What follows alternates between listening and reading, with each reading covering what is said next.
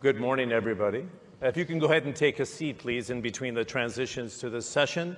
I'm delighted to chair this session because its strategic nature. So both by the drive of the World Government Summit and DP World, they looked at East Africa, and it was germinated here a dozen years ago, as the chairman knows, to look at that region as a strategic outpost for development and growth as well. Again, often overlooked in the global economy is that this is a market of better than 500 million consumers, with Ethiopia at the heart of it, with a consuming base of 130 million, growth of 9% over the last 20 years. We're delighted to have the President of Somaliland, who was elected to office in December with a full mandate of 64%, and of course the chairman of DP World, who has made a commitment to East Africa and Somaliland. I would say that it was this move by DP World that helped plant a flag for development, which is a priority for the president. So I'd like to start in, Mr. President, on the Berbera port, the strategic nature sitting as a crossroads for the Middle East, East Africa, and the links to Asia. We know the disruption to the Gulf of Aden over the last 2 years. What has it meant, that $400 million investment by DP World, to economic growth, what it represents to GDP, your income for foreign investment and receipts as a result of the port? Because a lot of people don't understand what actually has been developed on the ground. Thanks. Thank you very much. Before I answer the question, I want to tell the audience I'm from Somaliland, one of the governments in the future. Berbera Port is the most famous port in the Red Sea. It's a very old port, and DP World has invested $400 million in Berbera Port. It was transformative. That investment was transformative. It has modernized the port. It has increased the capacity of the port, and now it became a very important port that can give service to the to most of the African countries that have no port. Our main customer and neighbor and our friendly country is Ethiopia, which is more than 140 million population. The Berbera will give a service to Ethiopia now. I expect we have to finalize our transit and trade agreements with Ethiopia soon, inshallah. Good. Is that something you think you can get done within your first year in office, which would conclude in December 2025? Because everybody's been looking to see if you can get that agreement unlocked and what it would do for development and trade for Ethiopia as well. My plan is to finalize before the end of the year. That's quite significant. Yeah. Mr. Chairman, I remember discussing this port with you going back 10 years ago and planting a flag, if you will, in Eastern Africa. It's not your first foray there. How does Berbera rate in all the operations you have in nearly 80 countries around the world in terms of modernization, the intelligent infrastructure, the strategic nature of how it can serve as a crossroads?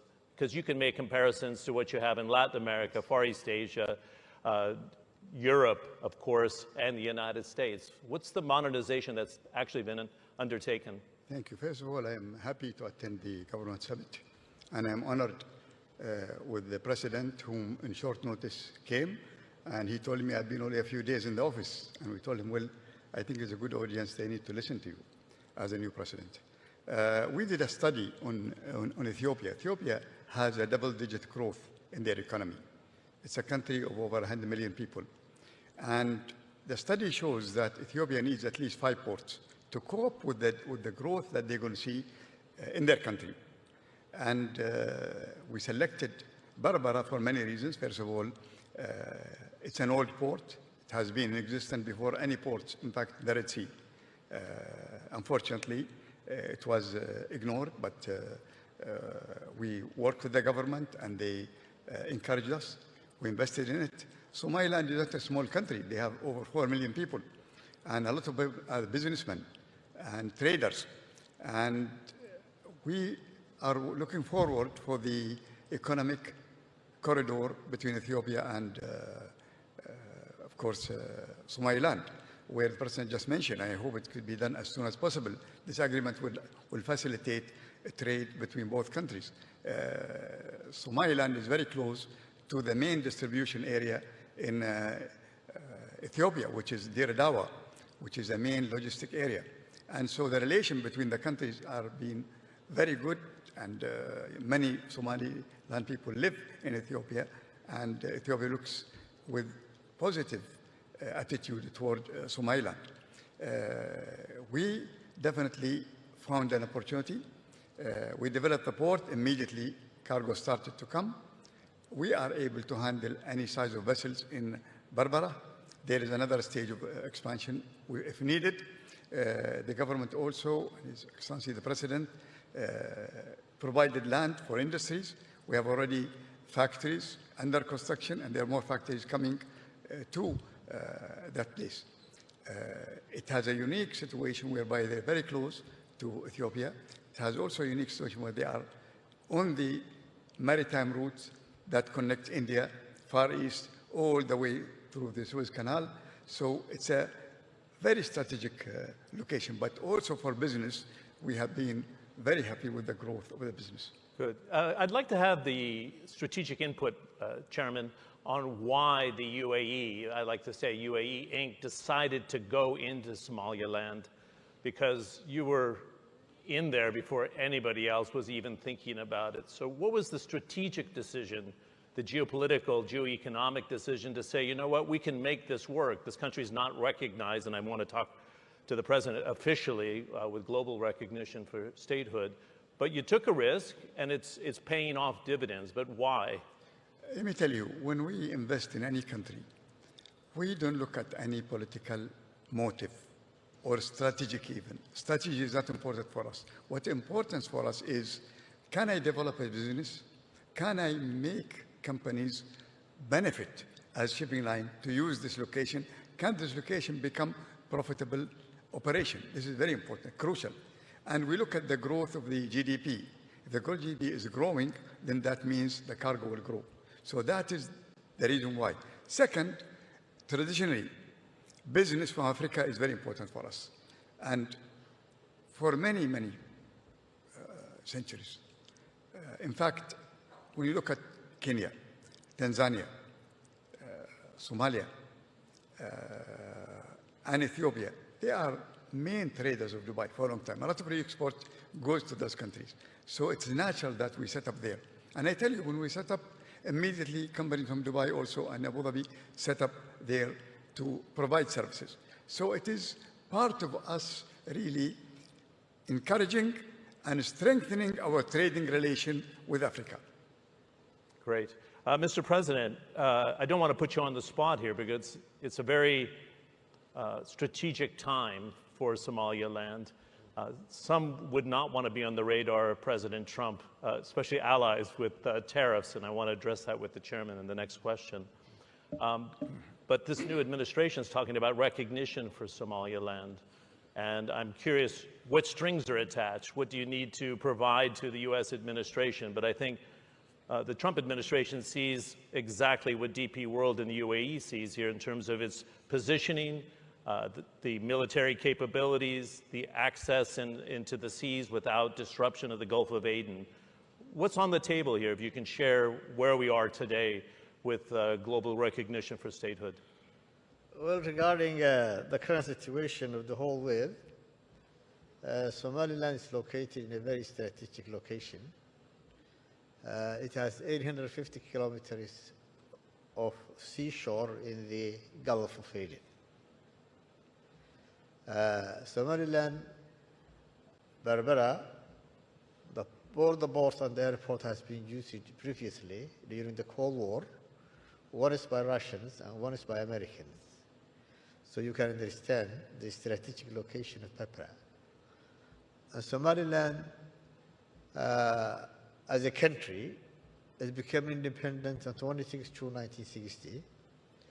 But unfortunately, it has chosen to give up its sovereignty to find Greater Somalia and join with Somalia, who got its independence 5 days later, on 1st July 1960.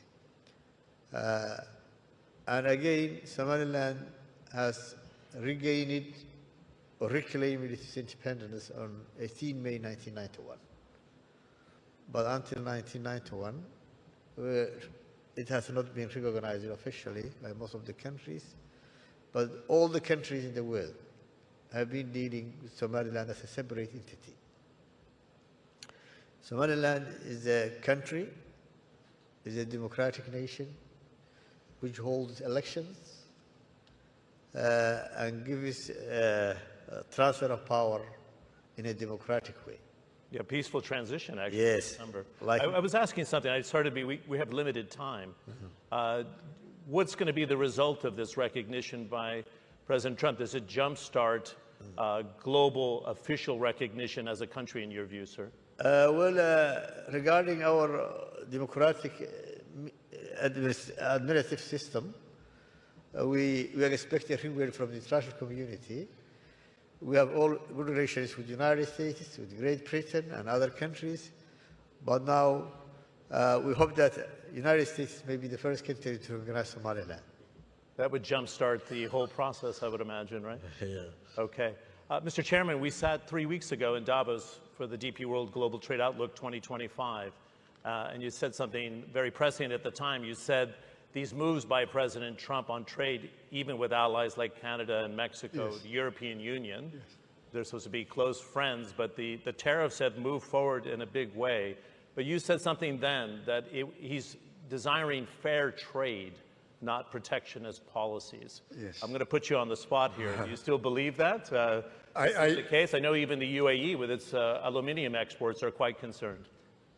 Well, for Trump, he is looking for fair trade. Fair trade, not free trade. Fair trade, in his mind, and he said it many times, is if American market is open, then he expects other countries to open their market. China's market has to be open for American products. This is the crucial thing for him. Now, with Trump, I've been following him for a long time.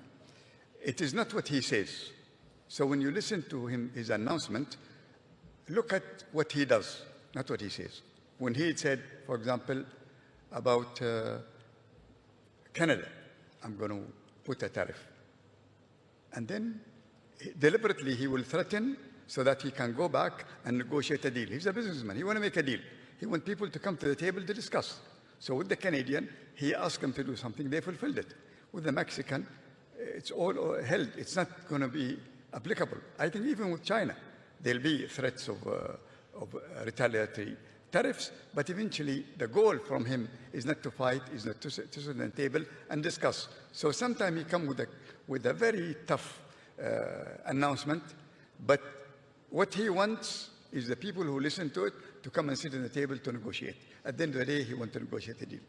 Good. It's not going to be calamitous and push the U.S. into a recession, in your view? I don't know about recession, but I don't believe that he wants to stop trade. He wants fair treatment to American products. He wants things, when you talk about Panama, for example, he wants to come with a deal with the Panamanian. Basically, that gives him something to say, I won the agreement. Good. Mr. President, any final thoughts as we conclude? Because there's also a potential for the military commanders to come into Somaliland as well, Hopefully, that relationship will continue and develop. And I thank the whole forum, and I thank the organizer of the event for inviting me here. Thank you very much. Good. Nice to meet you in person. President Abdul Ali, Chairman Sultan bin Sulaim. Can we have a nice round of applause for both of them? Thank you very much. Thank you.